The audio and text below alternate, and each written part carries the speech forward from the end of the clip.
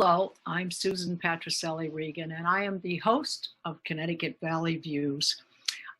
This is the first time we've actually done an interview via Zoom, and that's obviously because of the current COVID-19 virus that has taken over literally our community, our nation, and the world. And so therefore, I have my guest today, Dr. Jordan Grossman. He's the new superintendent of schools for Granby, Connecticut. I'm delighted to have him here. And I know that you want to cover some very important aspects about the curriculum and all that is going on in the school and currently what has been happening, obviously, based on what we have with the virus.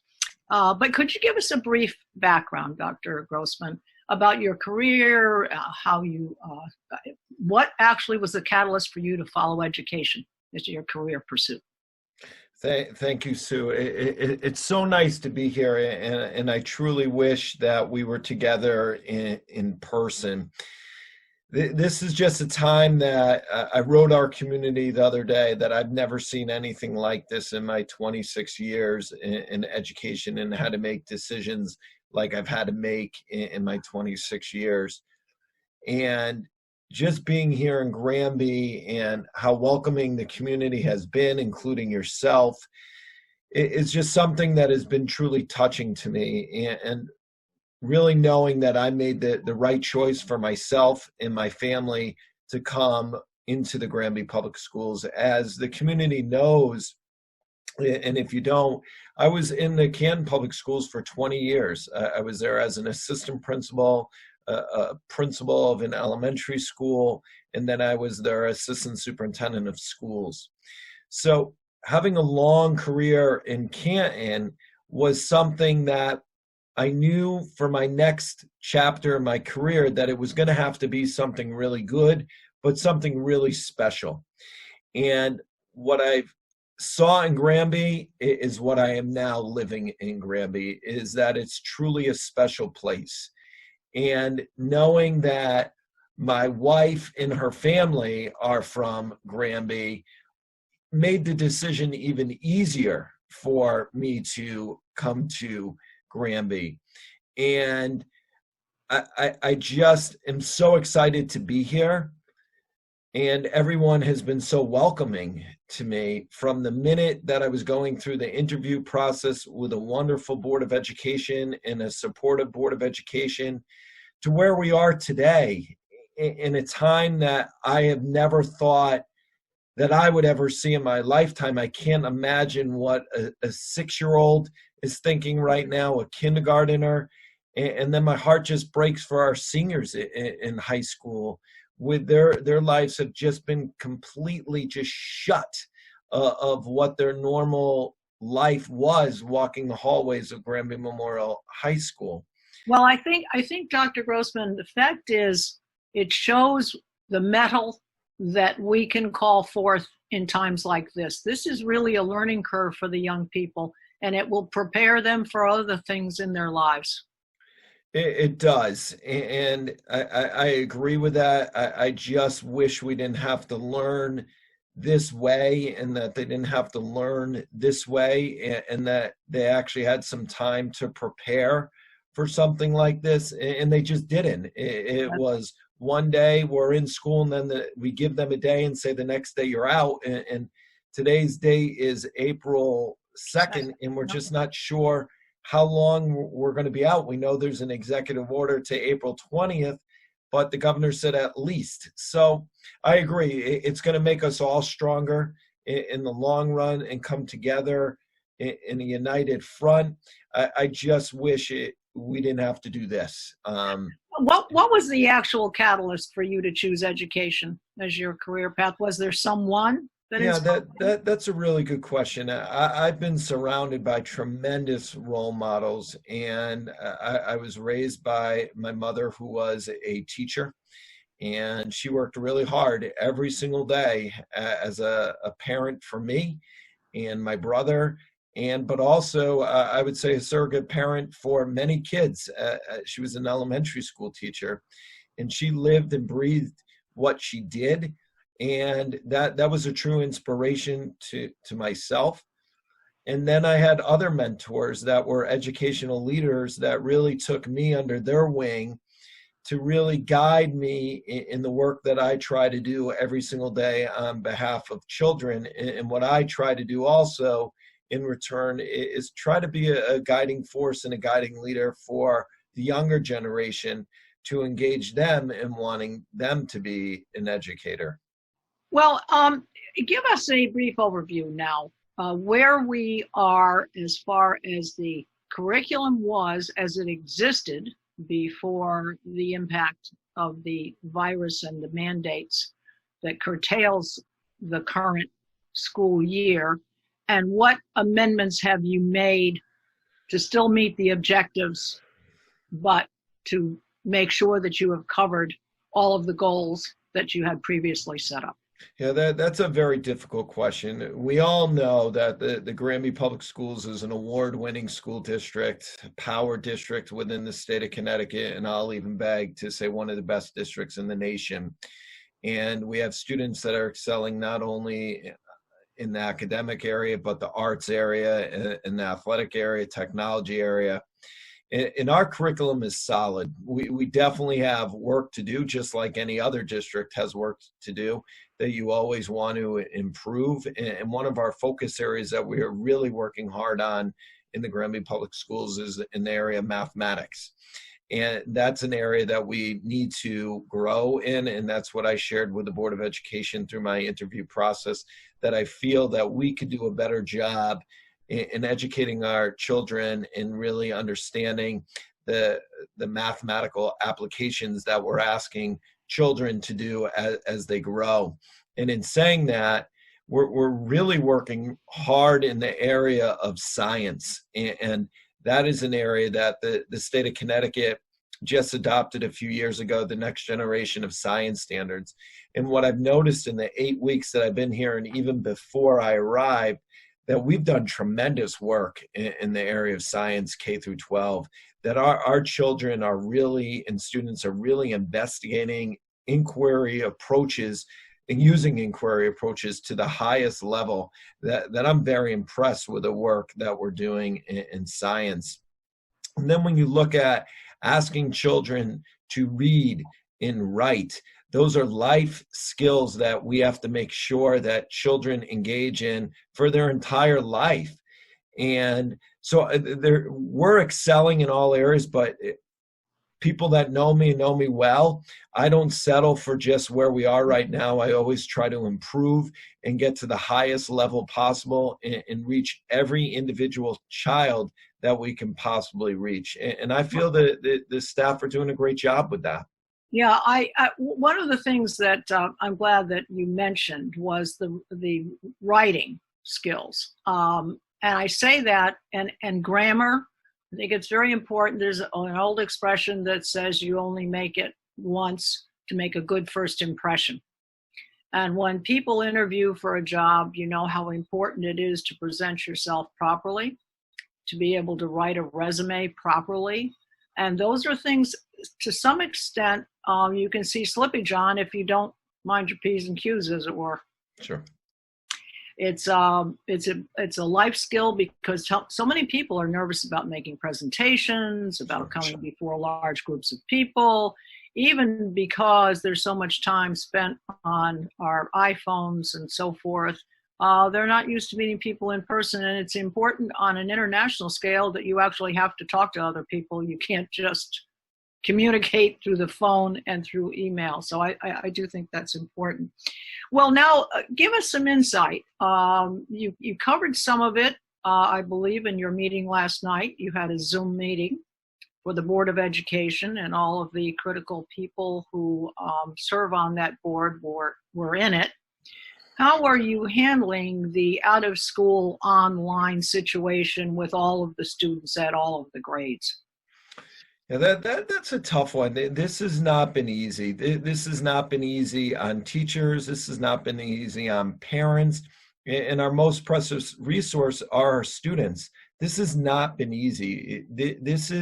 You can't shut down the walls of a school and then the next day or the next week, like we had to do, and function at the highest level possible in a distance learning platform and have it be the same exact curriculum and instruction and support services that we were providing a week before. It's just not going to happen. And if that was an accurate measure, that's what schools would be. And that's not what schools are. And teachers get into this business to interact face-to-face with children. And I know that teachers miss children, and I know children miss teachers. Everyone's missing one another. But what we had to do is we had to act, and we had to act quick. And what we did with our team was, I predicted this about 3 weeks ago, 3.5 weeks ago, that we really started talking to our team and to our teachers soft plans, because we didn't want anyone to get really nervous about what may happen or may not happen. And we just didn't want to create this environment that people were afraid. But we did at least have to initiate conversations with staff. So we did do that. We did that about a week before, week and a half before, to talk to teachers about, start thinking about this, to administrators, start thinking about this. What would this look like? Are we set from a technology point? What would we be asking kids and teachers to do? So when this all... Getting through, Dr. Grossman, do you feel that the students are acclimating to this structure, at least for the time? I think it's going to take some time.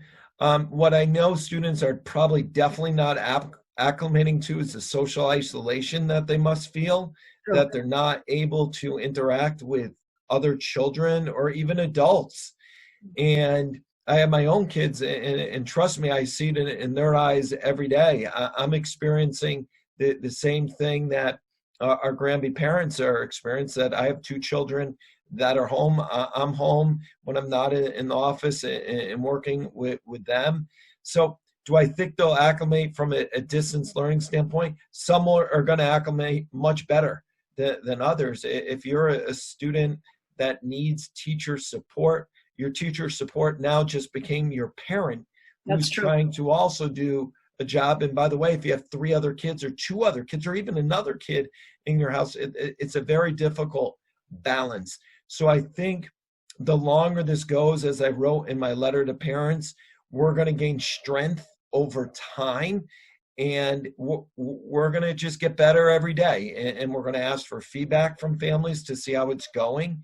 And because if we're in this for a long time, we have to make sure that we continue to grow each and every day, but support one another each and every day. And I feel parents have done a great job with that, and our teachers have just been outstanding, and our staff, our paraprofessionals, our custodians, our food service, everybody is just working together. Secretaries, I could give you the list of our entire staff is working as hard as they can on behalf of children and their families. And I believe the children are doing the best that they can too.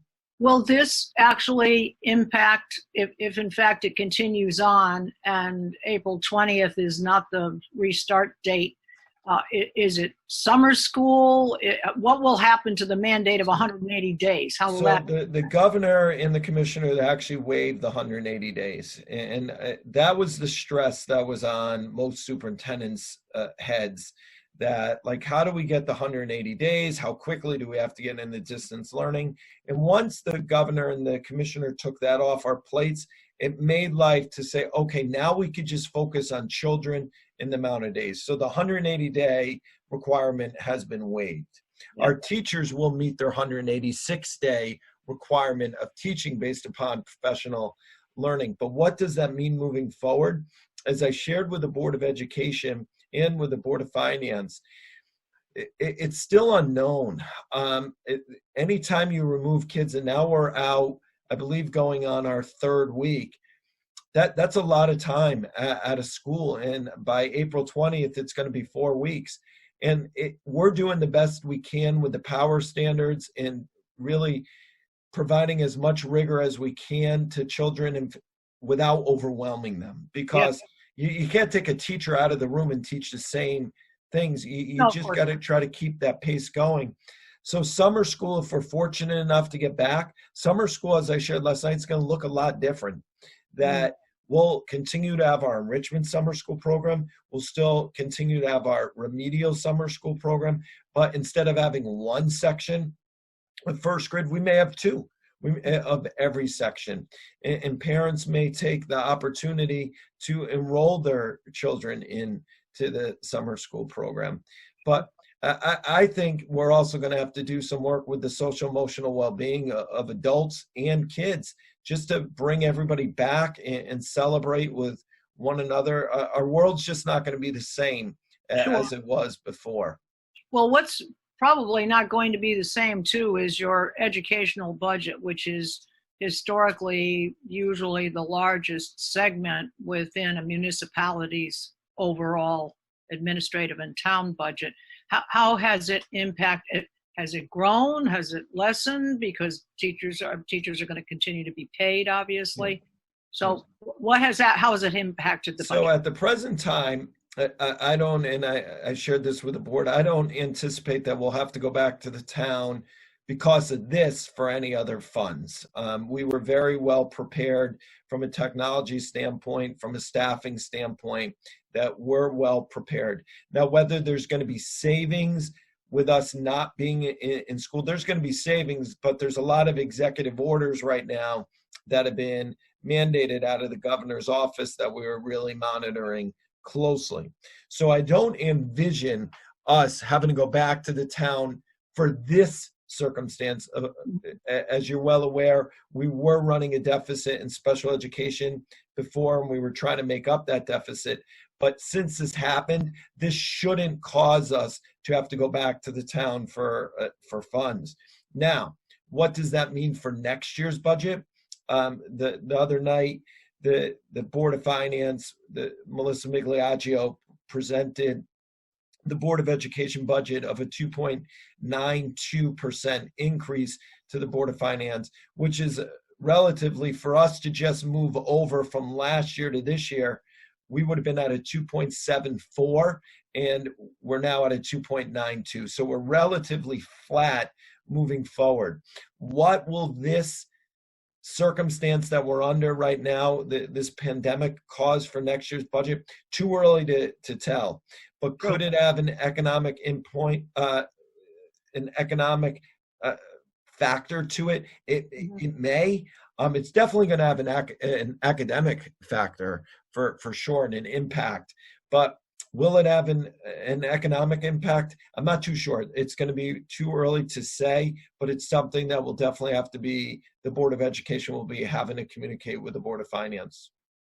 Now, with regard to prior to all of our current situation, what were some, and I would say that they probably will remain in place, what were some of the key new objectives?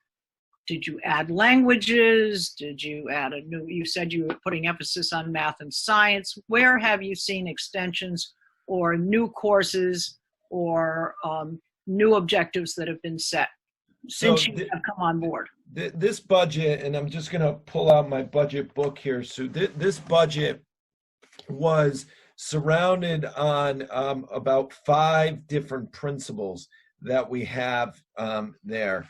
And it continues to provide a rigorous and diverse 21st century curriculum, which is part of a board goal.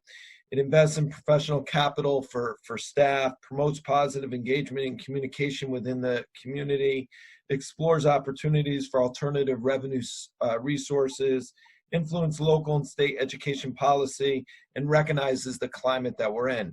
Now, what does that mean? What did we really look at when we were looking to get to your question? We're really looking at this budget is grounding and helping us with student achievement, our focus on teaching and learning, our continued opportunities considering students with social emotional well-being, and maintaining the class size guidelines that the Board of Education set forth, and maintaining a safe and healthy environment. So some of the specific things that are in there relative to student achievement is we did add into the budget a intervention specialist for Wells Road Intermediate School, specifically in the area of mathematics. That was something that I heard. Another area that we added to was we did add a special education teacher at the high school due to growing needs that we have at Granby Memorial High School. I think what's important here is that our viewers want to know that there is always a forward-looking.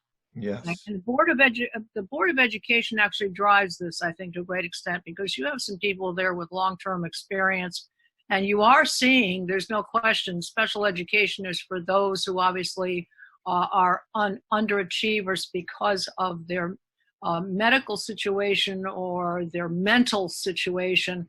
But I think it's important to know that there are objectives that you are still going to hold to, that you feel are critical, and that I believe also, do you get input from the parents themselves? We'd like to see whatever. Sure. So, for this budget cycle was a little bit hard for me because I came in on the kind of the 3/4 of the way in, and on my first day, I had to present the +1, and then I really had to kind of massage the budget down to where I felt that it would be a responsible budget to get within the Board of Finance guideline of less than a 3%, because I think the +1 was about a 3.6. And to get it down, 3.63, I believe, to get it down to 2.92.